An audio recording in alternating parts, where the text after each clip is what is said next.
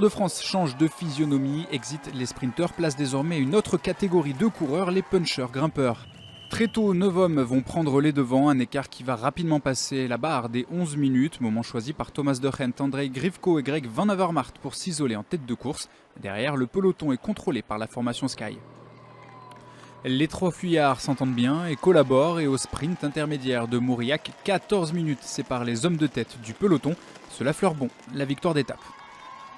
Au sommet du col de Néron, tout va toujours aussi bien pour les trois hommes. Thomas de Gendt continue de prendre des points pour le classement de la montagne. Derrière, dans le peloton, sous l'impulsion de la formation Movistar, on décide de hausser l'allure. Le col du Pas de Pérol, première vraie difficulté de ce Tour de France, va faire l'écrémage à l'avant comme dans le peloton. André Grivko ne parvient pas à suivre ses deux compagnons d'échappée, quand dans le même temps Peter Sagan est comme arrêté sur le bord de la route. Le maillot jaune ne peut suivre le rythme infernal de la Movistar, au même titre que Vincenzo Nibali, le dernier vainqueur du Tour d'Italie. Dans l'ascension suivante, celle du Pertus, Greg Van Avermaet attaque et dépose Thomas de Gendt pour s'en aller seul en espérant faire coup double. Étape plus maillot jaune pour le Belge de la BMC. Une fin d'étape bien maîtrisée par Greg Van Avermaet qui vient lever les bras au Lioran après plus de 190 km d'échappée. Une deuxième victoire sur le Tour après celle de Rodez en 2015. Une double satisfaction car jeudi le Belge s'élancera en jaune au départ d'Arpajon-sur-Cère.